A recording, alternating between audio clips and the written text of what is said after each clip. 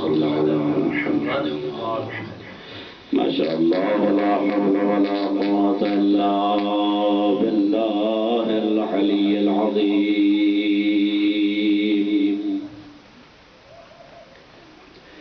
حسبي الله نعم الوكيل نعم المولى ونعم النصير وأفوض أمري إلى الله إن الله بصير بالعباد الصلوات اللهم صل على محمد وآل محمد بسم الله الرحمن الرحيم الحمد لله الذي لا يبلغ مدحته القائلون ولا يحصي نعماءه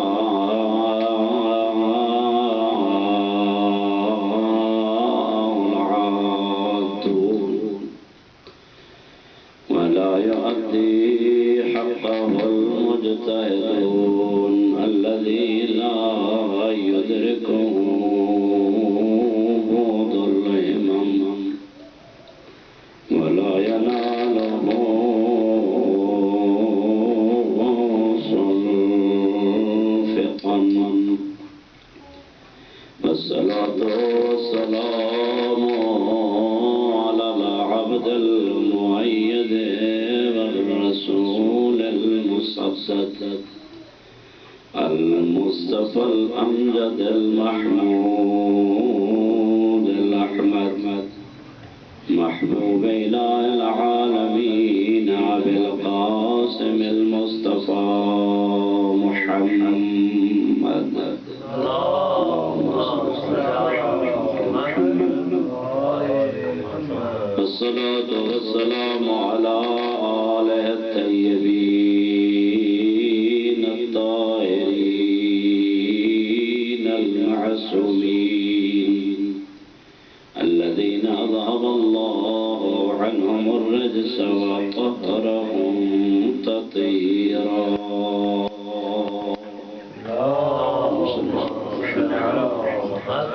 ورحمة الله على محبهم ومواليهم وشيعتهم أجمعين واللعن الدائم على أعدائهم ملعونين من يوم عداوتهم إلى أبد الآبدين أما بعد فقد قال الرحمن في القرآن بسم الله الرحمن الرحيم اهدنا الصراط المستقيم صراط الذين أنعمت عليهم غير المغضوب عليهم ولا الضالين صلوات محمد وعلى محمد اللهم صل على محمد وعلى محمد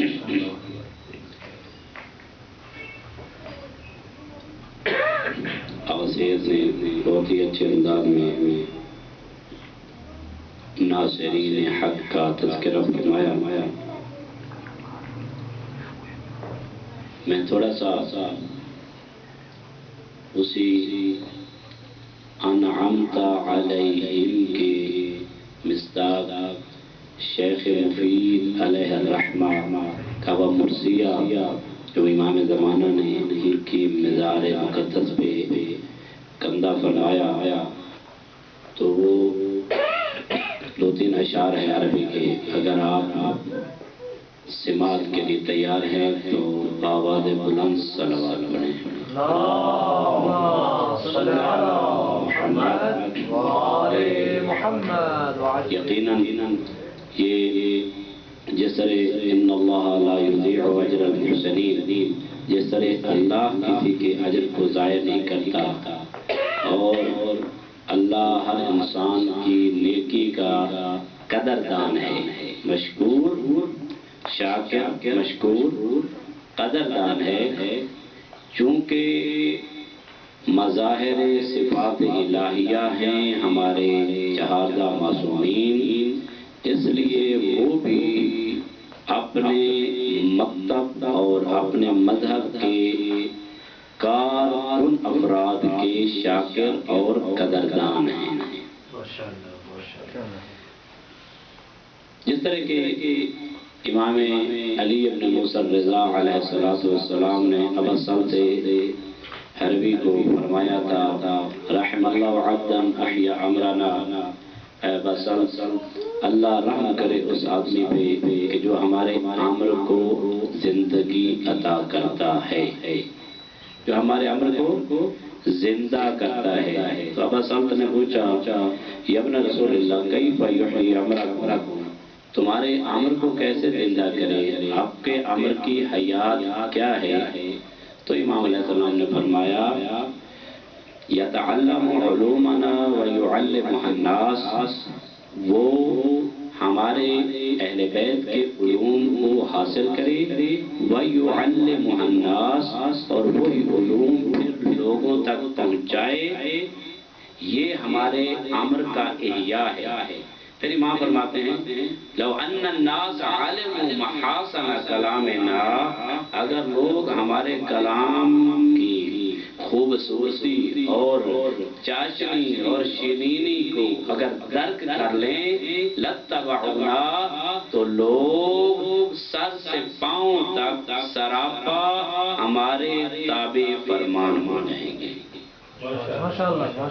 تو احیاء امر اہل بیت یا تعلیم حاصل کرنا ہے یا تعلیم اہل بیت لوگوں تک پہنچانا ہے۔ اور یہیں پہ فرمان معصوم بھی ہے کہ جو علم دین کو حاصل کرتا ہے اور اس کے بعد لوگوں تک نہیں پہنچاتا، تو لسان صادق سے یہ الفاظ ہیں، الجمع اللہ من النار، قیامت والے دن اللہ اس کو جہنم کی لگام پہنائے گا، کہ جو لوگوں پر اپنے علوم اہل بیت کو آشکار نہیں کرتا اور ان کو جو ان کی احتیاج ہے ان کو بتاتا نہیں، اللہ اس گونگے عالم کو روز قیامت جہنم کی لگام پہنائے گا۔ یعنی کس قدر اہم ہے سیکھنا اور سکھانا۔ تو قدردانی کے طور پر امام زمان عجل اللہ تعالی فرجہ الشریف نے شیخ مفید علیہ الرحمہ کی وفات پر جو مرثیہ پڑھا، مولا فرماتے ہیں، لا صبت النائب فقدک انہو یوم علی آل رسول عظیم، اے شیخ مفید جب تیری وفات کی خبر ہم اہل بیت نے سنی اور ندا دینے والے نے ندا دی کہ آج مفید دنیا سے چلا گیا ہے، یوم علی آل رسول عظیم، وہ دن ہم اہل بیت عصمت پر بہت سخت گزرا تھا۔ ان کنت غیبت فی جدت الترا فالعلم والتوحید فیکا مقیم، اے شیخ مفید اگرچہ تو اپنی قبر میں مٹی کی کتنی تہوں کے نیچے سو گیا ہے، والعلم والتوحید فیکا مقیم، علم اور توحید کا پرچار تیری قبر کی مٹی سے نمایاں ہوا ہے۔ سبحان اللہ، سبحان اللہ۔ والقائم المہدی یفرح کلما تولیت علیک من الدروس علوم، اور اے شیخ مفید یہ کوئی معمولی بات نہیں ہے، جب تک تیری قبر پہ اور تیرے سکھائے ہوئے اور تیرے متعلمین اور تیرے شاگردان جب تک تیرے پڑھائے ہوئے علوم کا بحث اور مباحثہ کرتے رہیں گے اور لوگوں تک پہنچاتے رہیں گے، والقائم المادی یفرح کلما تولیت علیک من الدروس علوم، تیرا وقت کا امام زمانہ تیری اس کارکردگی اور فعالیت پر تجھے مرحبا کہتا ہوا نظر آتا ہے۔ سبحان اللہ، نعرہ تکبیر، اللہ اکبر، نعرہ رسالت یا رسول اللہ، نعرہ حیدری یا علی، آواز بلند صلوات، اللہ اللہم صلی علی محمد وعلی محمد. یقیناً امام زمانہ کسی کو ایھا الاخ الصدید، میرا پکا برا، میرا پکا برا. اور کچھ ہیں کہ جو امام زمانہ کی دعا کی وجہ سے پیدا ہوئے ہیں، اور امام زمانہ کے اس مشن کو انہوں نے ایسے چلایا کہ آج تک کوئی شخص بھی اس مکتب اہل بیت کو چیلنج واقعی نہیں کر سکتا ہے. یہ انہیں علماء کی محنت کا نتیجہ ہے کہ آج حوض علمیہ قوم میں آپ تشریف فرمائے. مل کے ان زوات کی ارواح کی خوشنودی کے لیے بآواز بلند صلوات پڑھیں. اللہم صلی علی محمد وآل محمد. پروردگار عالم کا ارشاد ہے کہ میرے بندے دعا مانگ، اہدنا الصراط المستقیم، صراط مستقیم کی دعا مانگ. اور دعا نہایت ہی عام ہے.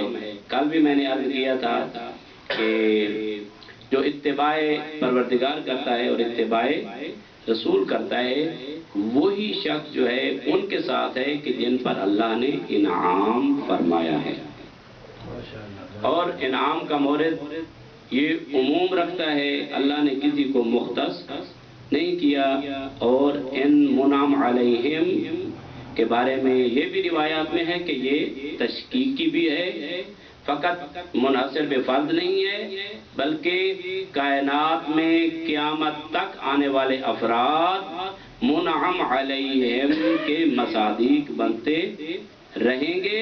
جس طرح کتاب خدا ہدایت ہے قیامت تک، اسی طرح ان صفات کے حامل افراد بھی قیامت تک پیدا ہوتے رہیں گے جو اللہ نے اہدنا الصراط المستقیم صراط الذین انعمت علیہم کے مصادیق کے بارے میں فرمایا ہے. تو ان مصادیق میں سے ایک مصداق جو ہمیں نظر آ رہے ہیں وہ ہیں حضرت امام حسین ابن علی علیہ السلام. مل کے بآواز بلند صلوات پڑھیں. اللہم صلی علی محمد وآل محمد.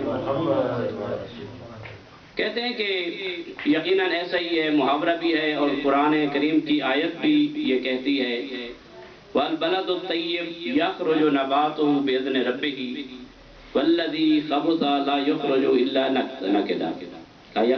نَكِدًا. جو پاک زمین ہے وہ اچھی انگوری اور اچھی سبزی اور اچھی فصل اگائے گی، اور جو فاسد اور گندی زمین ہے اس سے نکلنے والی سبزی اور فصل بھی گندی ہوگی. قرآن کی آیت کا ترجمہ ہے. تو ہم دیکھتے ہیں کہ جو لوگ بری قرار دیتے ہیں اس شخص کو کہ جو شخص 22 یا 25 رجب کو اس دنیا سے اپنے گناہوں کا بوجھ لے کر اس دنیا سے چلا گیا، اس کو بری قرار دیتے ہیں کہ اس کا کوئی جرم نہیں ہے. تو دیکھتے ہیں کہ اسی نے پرورش کی ہے اپنے بیٹے کی کہ جس نے مولا حسین سے بیعت کا مطالبہ کیا ہے. حالانکہ اس یزید پر واجب تھا کہ وہ مولا حسین کی بیعت کرتا. یزید پر واجب تھا کہ وہ مولا حسین کی بیعت کرتا. یہ کیسے اس کو جرأت ہوئی کہ اس نے مولا حسین سے بیعت کا مطالبہ کیا؟ کیا انسان ایک ہی مرتبہ اچھا بن جاتا ہے یا کیا ایک ہی مرتبہ برا بن جاتا ہے؟ تو اس کا جواب یہ ہے کہ تدریجی طور پر اچھا بھی بنتا ہے اور تدریجی طور پر برا بھی بنتا ہے. انسان کی تربیت اس کو اچھا بناتی ہے اور تربیت ہی اکثر اوقات برا بناتی ہے. یہ علیحدہ بات ہے کہ بعض لوگ تربیت کے باوجود بھی، اچھی تربیت کے باوجود بھی برے بن جاتے ہیں، اور وہ مثال کئی ایک مثالیں ہیں جن میں سے ایک مثال حضرت نوح علیہ السلام کے بیٹے کی ہے کہ جو نوح علیہ السلام کی تربیت کے باوجود حضرت نوح کے اہل میں سے خارج ہو گیا۔ لیکن اکثر و بیشتر یہ ہوتا ہے کہ بڑے تربیت کرتے ہیں تو چھوٹے اس تربیت میں پروان چڑھتے ہیں اور ان کی ذہنی تربیت انہی وڈیروں کے مطابق ہوتی ہے۔ تو دیکھتے ہیں اس یزید کی تربیت کس نے کی تھی کہ جس نے مولا حسین سے اتنا بڑا مطالبہ کر دیا۔ حالانکہ پتہ ہے اس یزید کے وڈیرے پیغمبر گرامی اسلام سے تقاضا کرتے رہے کہ آپ چھوڑ دیں اس خالق کی عبادت کو اور ہمارے معبودوں کی طرف آ جائیں، لیکن پیغمبر گرامی اسلام نے ارشاد فرمایا اگر تم میرے ایک ہاتھ پہ سورج رکھ دو اور ایک ہاتھ پہ چاند رکھ دو تو میں کبھی بھی وحدہ لا شریک کی عبادت سے باز نہیں آؤں گا۔ پتا تھا ان کو، ابو سفیان بھی مطالبہ کرتا رہا، ابو جہل بھی، ابو لہب بھی، اور اسی طرح یہ تمام لوگ مطالبے کرتے رہے۔ پیغمبر نے ان کا مطالبہ ذرا بھی قبول نہ کیا بلکہ اس خالق کی عبادت پہ ڈٹے رہے، اپنے دین کی تبلیغ کو جاری رکھا اور دین کی تبلیغ میں ذرا برابر بھی پیچھے ہٹنے پہ راضی نہ ہوئے۔ والذی خبث لا یخرج الا نکدا، یہ وہی گندی زمین تھی کہ جس زمین سے یہ یزید فاسق جیسا انسان جو ظاہری انسان ہے باطن میں درندوں سے بھی بدتر ہے یہ نمودار ہوا۔ امام حسین علیہ السلام سے بیعت کا مطالبہ، امام حسین علیہ السلام نے بیعت کے مطالبے کے بعد ایک خطبہ ارشاد فرمایا ایھا الامیر انا اہل بیت النبوہ، اپنا تعارف کروا رہے ہیں کہ ہم کون ہیں اور تم کون ہو۔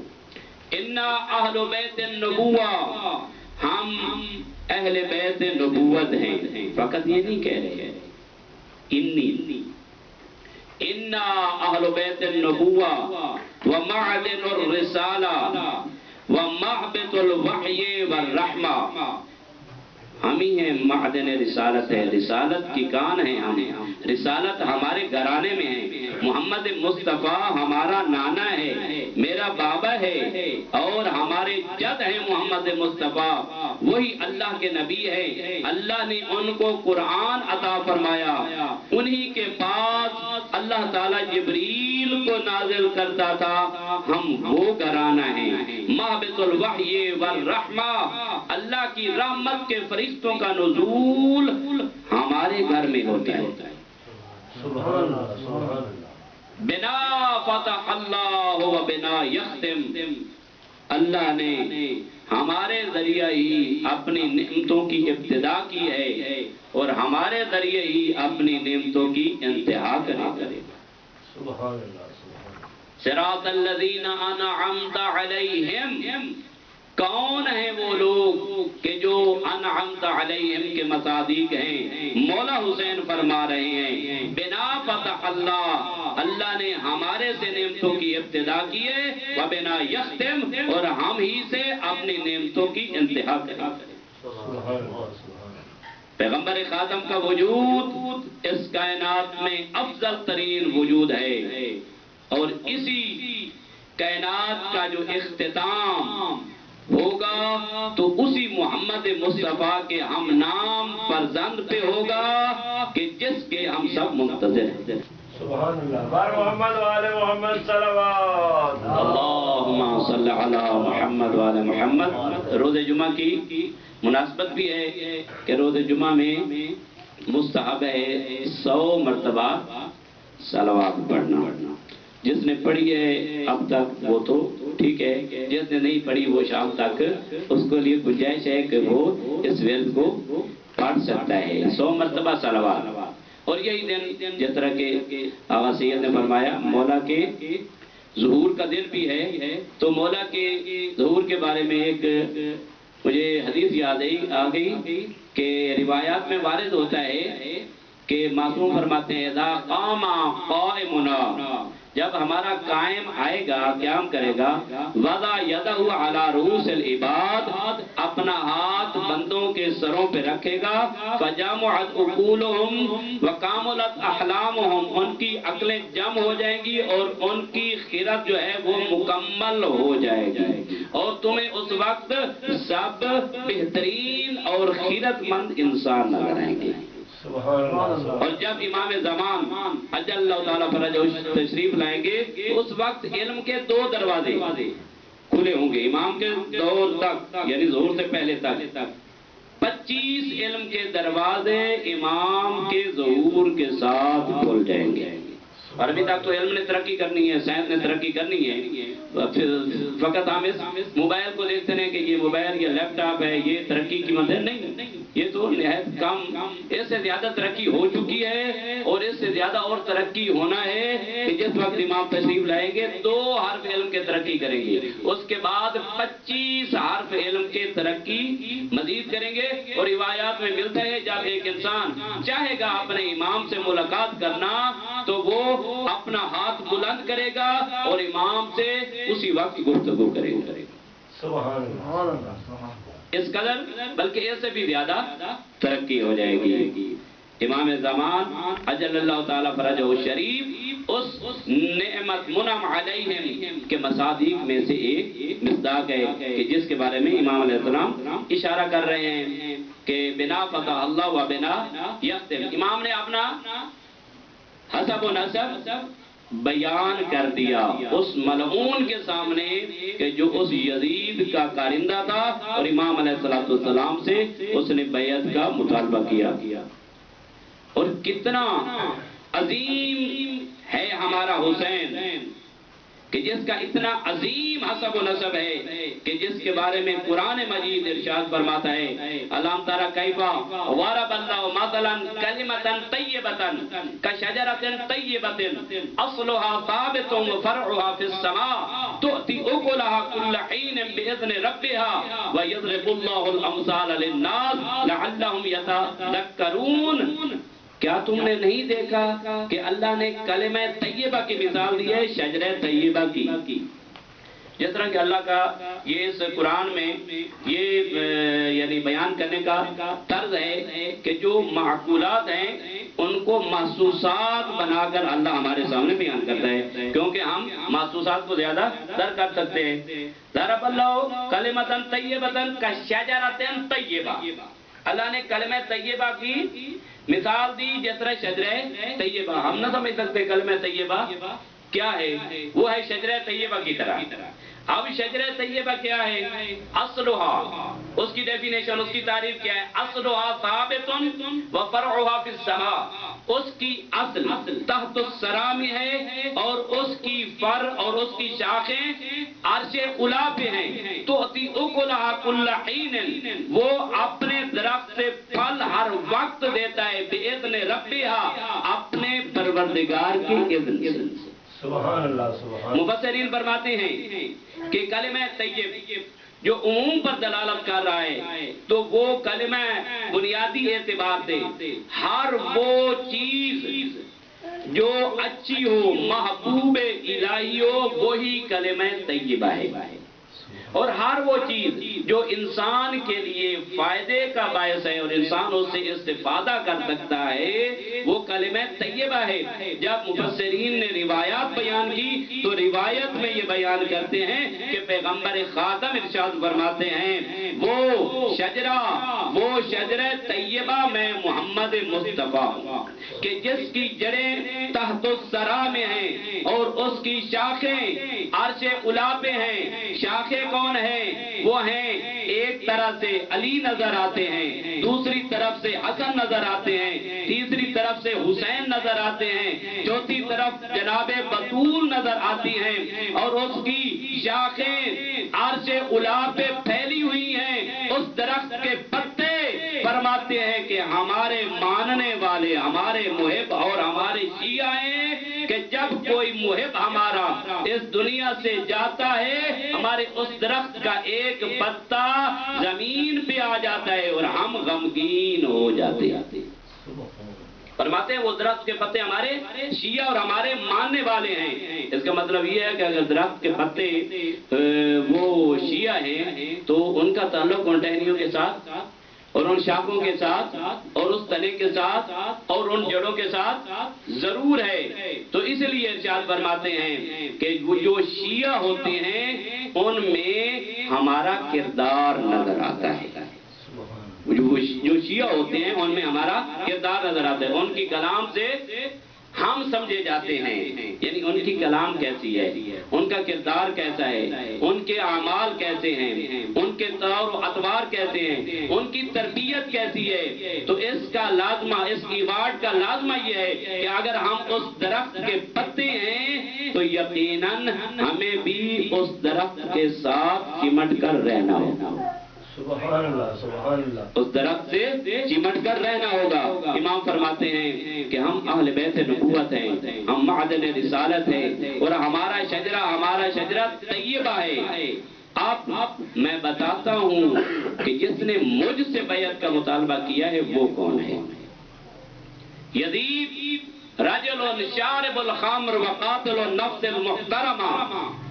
یزید ایک تو شرابی ہے، شارب الخمر شرابی ہے، قاتل النفس المحترمہ، جن نفوس کا قتل اللہ نے حرام قرار دیا ہے یہ یزید ملعون ان نفوس کا قاتل ہے۔ وَمُعْلِنٌ بِالْفِسْقِ، علانیہ گناہ کرتا ہے، یلعب بالکلاب والخنازیر، کتوں اور خنزیروں سے یہ لڑتا ہے اور ان سے کھیلتا ہے۔ اس نے مجھ سے مطالبہ بیعت کیا ہے۔ پھر امام فرماتے ہیں مثلی لا یبایع مثلہ، مجھ جیسا یزید جیسے کی بیعت نہیں کر سکتا۔ پھر امام فرماتے ہیں نصبح و تصبحون، ہم بھی صبح کرتے ہیں تم بھی صبح کرو، ننظر و تنظرون، ہم بھی انتظار کرتے ہیں تم بھی انتظار کرو۔ کل پتہ چل جائے گا اینا حق بالخلافت والبیعہ، خلافت کا حقدار میں حسین ہوں یا یہ یزید ملعون ہے۔ امام حسین علیہ السلام نے اپنا موقف پہلے ہی خطبہ میں بتا دیا تھا اور یہ فرمایا تھا مثلی لا یبایع مثلہ، یہ نہیں کہا کہ میں بیعت نہیں کر سکتا۔ مولا فرماتے ہیں مثلی لا یبایع مثلہ، مجھ جیسا یزید جیسے کی بیعت نہیں کر سکتا۔ موقف واضح ہے۔ اسی کربلا کے سلسلے کی ظاہراً پہلی شہادت وہ مظلوم ہے کہ جس کو سفیر حسین کہا جاتا ہے۔ بہت مصائب دیکھے خاندان اہل بیت نے یہ سفیر حسین جن کو مولا حسین نے خود بھیجا تھا کہ اے میرے بھائی آپ کوفے چلے جائیں، اور کوفہ میں جن لوگوں نے ہمیں خط لکھے ہیں کہ مولا حسین آپ ہمارے ہاں تشریف لے آئیں، ہم آپ کی بیعت کے لیے تیار ہیں، ہمارے باغ ہماری زمینیں لہلہا رہی ہیں اور ہم آپ کی انتظار میں ہیں۔ اے میرے بھائی آپ چلے جائیں اور کوفہ کے حالات سے مجھے آگاہ کریں اور لوگ بیعت کریں تو میرے لیے لوگوں سے بیعت لے لینا۔ حضرت مسلم کوفہ کی طرف روانہ ہوئے۔ جب کوفہ میں پہنچے تو لوگوں نے کثیر تعداد میں حضرت مسلم بن عقیل کی بیعت کی۔ تاریخ میں ملتا ہے 25,000 افراد نے حضرت مسلم کی بیعت کی مولا حسین کے لیے، اور جناب مسلم جب انہوں نے نماز پڑھائی، نماز پڑھا کر فارغ ہوئے، دیکھا نماز عشاء کے بعد 10 آدمی تھے جو حضرت مسلم کے پیچھے بیٹھے ہوئے تھے، لیکن جب حضرت مسلم مسجد سے باہر نکلے تو اس وقت تنہا تھے، کوئی بھی نہیں تھا حضرت مسلم کے ساتھ۔ اب حضرت مسلم اپنے آپ کو تنہا دیکھ کر، ظاہر ہے فطری انسان کی فطرت ہے کہ جب 25,000 افراد نے حامی بھر لی ہو کہ اے مسلم ہم اپنی جان نچھاور کرنے کے لیے آمادہ ہیں، اور جب مسلم مسجد سے نماز پڑھا کر نکلتے ہیں تو کوئی آدمی بھی حضرت مسلم کے ہمراہ نہیں ہوتا، عظیم مصیبت ہے حضرت مسلم کے لیے۔ اب حضرت مسلم مسجد کوفہ سے باہر نکلے اور اپنا ٹھکانہ تلاش کر رہے تھے۔ کہتے ہیں تاریخ والے ابن محمد ابن کثیر کے گھر بھی گئے۔ جب محمد ابن کثیر کے گھر گئے، عمید اللہ ابن زیاد نے حضرت مسلم کی خبر کے لیے لوگوں کو کوفہ میں معین کیا کہ جاؤ، حضرت مسلم کے بارے میں کہا کہ مسلم کو جہاں بھی مل جائیں وہاں سے گرفتار کرنا ہے۔ کسی جاسوس نے بتایا وہ ابن کثیر کے گھر ہوں گے۔ جب ابن کثیر کے گھر کی تلاشی لی گئی تو وہاں سے ابن کثیر اور ان کے بیٹے کو گرفتار کر لیا گیا۔ حضرت مسلم وہاں سے نہ مل سکے، حضرت ابن کثیر کو لایا گیا دربار میں، اور برے طریقہ سے ابن زیاد نے ان کو وہیں پہ شہید کیا اور ان کے بیٹے کو بھی وہاں پہ شہید کر دیا۔ جب حضرت مسلم نے یہ دیکھا اور سنا کہ حضرت ابن کثیر شہید ہو گئے اور ان کا بیٹا بھی شہید ہو گیا، تو اس وقت حضرت مسلم ان کے گھر سے نکلے اور کوفہ کی گلی اور بازار میں پھر رہے تھے۔ کوئی چارہ نظر نہیں آ رہا تھا، رات کا وقت تھا۔ ایک عورت کے گھر کے سامنے حضرت مسلم بیٹھ گئے۔ عورت اپنے بیٹے کا انتظار کر رہی تھی، توبہ نامی عورت ہے جو اپنے بیٹے بلال کا انتظار کر رہی تھی۔ حضرت مسلم کو دیکھا اور کہا یا عبداللہ، اے اللہ کے بندے آپ یہاں پر کیوں بیٹھے ہیں؟ حضرت مسلم نے کہا مجھے پیاس لگی ہے، کچھ پانی دے دیجئے۔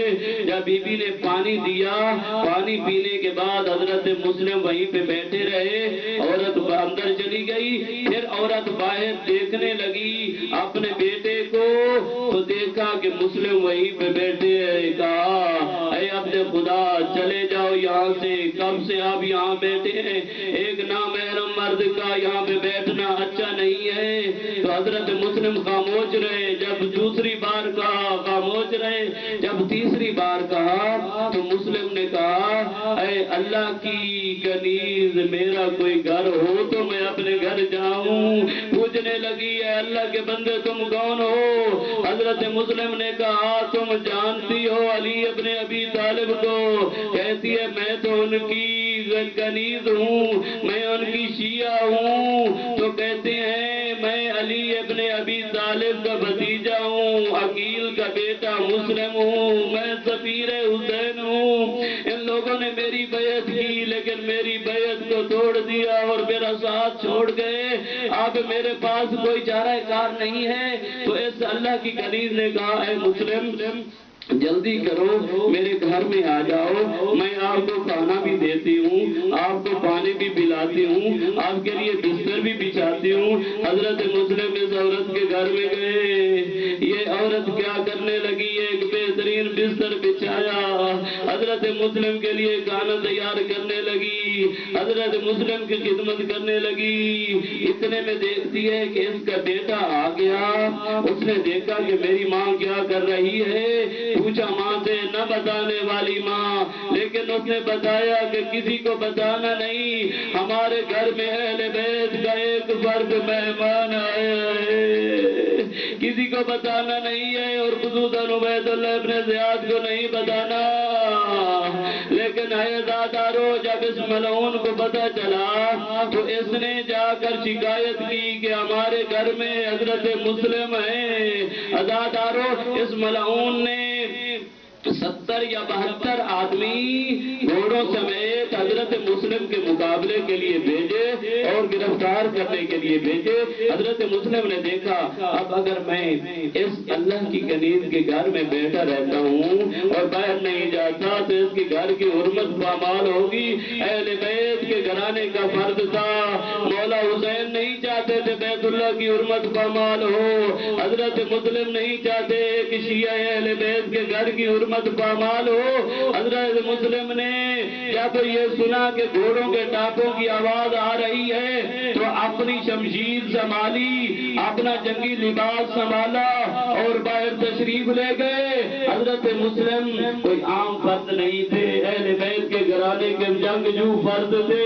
حضرت مسلم نے جہاد کرنا شروع کیا، ان ظالموں کو پچھاڑتے رہے، لیکن اس ملعون نے کہا عمر ابن سعد نے کہ کیا تم دیکھ رہے ہو، کسی سبزی والی دکان اور سبزی فروش کو ہم گرفتار کرنے کے لیے آئے ہیں، یہ تو مسلم بن عقیل ہے، اہل بیت کا ایک فرزند ہے، اور میرے ساتھ تم کچھ نفری بھیجو۔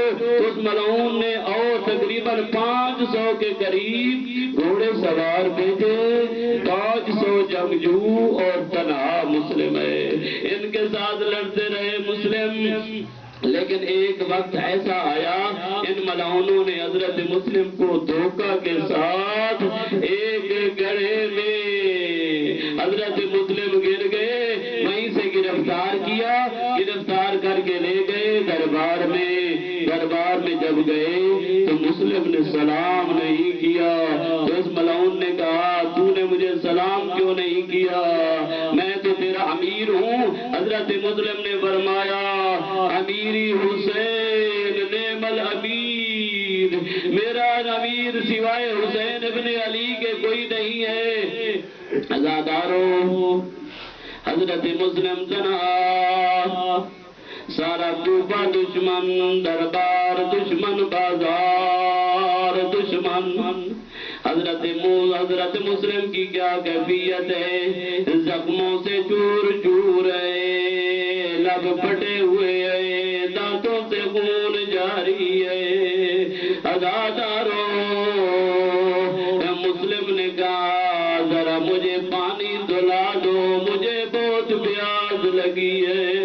جب انہوں نے پانی دیا، مسلم نے پیالہ منہ کے ساتھ لگانے کی کوشش کی، حضرت مسلم کے 2 دانت گر کے پیالے میں آ گئے، پیالے میں خون ہی خون۔ مسلم کہتے ہیں شاید میری قسمت میں یہ پانی نہیں ہے، عنقریب علی ولی کے ہاتھوں سے پانی پیوگا۔ عزادارو مسلم کھڑے رہے، اس ملعون نے کہا مسلم میں نے تجھے قتل کرنا ہے۔ مسلم نے کہا مجھے پتہ ہے میں نے شہید ہونا ہے، میں نے کل رات خواب میں دیکھا میرے چچا علی ہے اور مجھے کہہ رہے ہیں مسلم جلدی کرو، تھوڑی دیر کے بعد تم ہمارے پاس پہنچ جاؤ گے۔ عزادارو اس ملعون نے ایک لعین کو کہا جاؤ دارالامارہ کی چھت پہ مسلم کو لے جاؤ، مختصر کرتا ہوں۔ یہ مسلم کو لے گیا، وہاں پہ حضرت مسلم کا سر قلم کیا، سر کو اٹھایا، حضرت مسلم کے جسم کو زمین پہ پھینک دیا۔ عزادارو سبیر حسین ہے،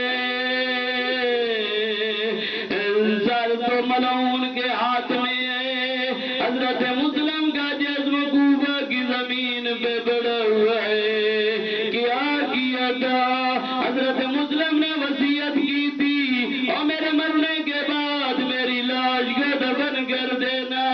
میں کہتا ہوں اے مسلم کیا تیری وصیت پہ عمل ہوا یا نہیں؟ ان ملعونوں نے کیا ایک رسی لی، حضرت مسلم کے پاؤں میں ڈالی، اب سبیر حسین کوفہ کی گلی ہے، یہ گلی گلی پھرا رہے آئے سبیر حسین۔